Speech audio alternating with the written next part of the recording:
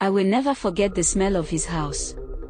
It wasn't the smell of gold or gemstones, like he wanted everyone to think. No. It was a mix of iron and decay. It clung to the corners, the floors, the walls. The kind of smell that crawls into your chest and sits there. I smelled it the night I almost died. His name was Chief Oba.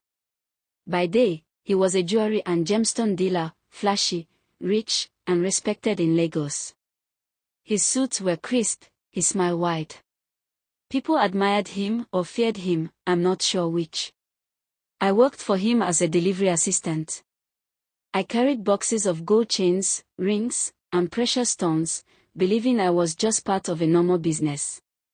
I thought he was just another stingy rich man who cared about money more than people. I was wrong. At night, he changed. Not with a costume or mask, he became a monster. That's what I believe now. He would meet men and women in his office, people who thought they were buying gemstones, people who were strangers like me. Some were desperate, some curious. They never came out. Sometimes I would hear whispers when I delivered late-night boxes. At first, I thought it was just the wind, but later, I understood. One night, I was sent to pick up a special order. He didn't explain. He gave me a list of names, people who had visited his store that week. They are safe, he said, until they are not. I didn't understand until I went inside his private office. The door locked behind me, and there, I saw it, his collection. It wasn't gemstones. It was parts. Human parts. Limbs carefully preserved, jars filled with. I can't say the words again without shivering.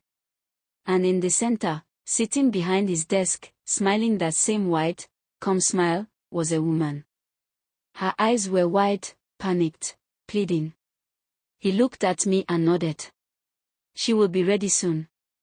Don't worry, he said. And I realized then that my delivery wasn't boxes, it was bodies. And I was part of the machinery. I ran. I ran like I had never run before. He didn't chase me, not that night. Maybe he wanted me to see. Maybe he wanted me to be terrified. I stumbled out of that building, into the streets of Lagos, and I didn't stop until I reached my tiny room in the slum. My hands shook for hours. I couldn't eat. I couldn't sleep. I kept thinking about the woman's eyes, about the jars, about his calm, cruel smile. I went to the police. I thought, surely, they would believe me. I told them about Chief Oba, about his double life, about the body parts. They laughed. They said, he's rich. He has influence. Are you sure you aren't imagining things? I went home, feeling smaller than the rats in my alley. That's when I understood something important. The world doesn't care when monsters wear gold.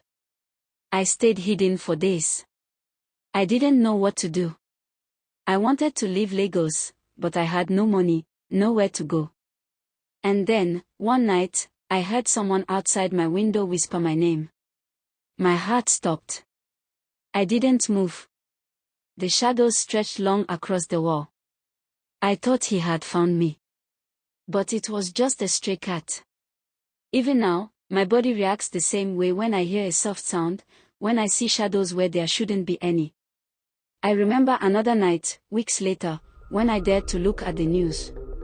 A new story about a wealthy man in the city, a philanthropist now, opening a school for underprivileged children. Everyone loved him. No one knew what I knew. No one suspected the lives he had taken.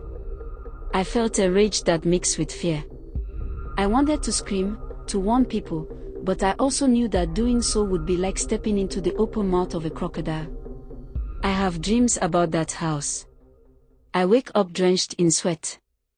I dream of the jars, of the chains, of the woman's eyes. I dream of Chief Oba sitting calmly, sipping wine, counting gemstones while the wind carries the screams. Sometimes I think I'm being punished just for seeing it. Sometimes I think the guilt is worse than what he could ever do to me. There's a lesson here. I learned it too late, but I hope someone reads this and listens. Not everyone who smiles in the sun is good. Not everyone who wears gold is honest. The world is full of people who shine in public and rot in private. And sometimes, those people are rich, powerful, and untouchable. And sometimes, all it takes to survive is to see the truth and run, even when no one believes you. I survived. Others didn't. And every day, I live with the knowledge that monsters wear human faces, that wealth can hide the deepest evil, and that sometimes, the only thing separating you from death is your ability to run when the world is blind. So if you ever meet someone like Chief Oba, someone who shines in daylight but hides in the shadows, remember my story. Listen to your instincts. Don't trust their gold. Don't trust their charm. And if you see something you shouldn't, run. Run, and don't stop. Because some monsters are patient. Some monsters are cunning. And some monsters will wait for you in the night.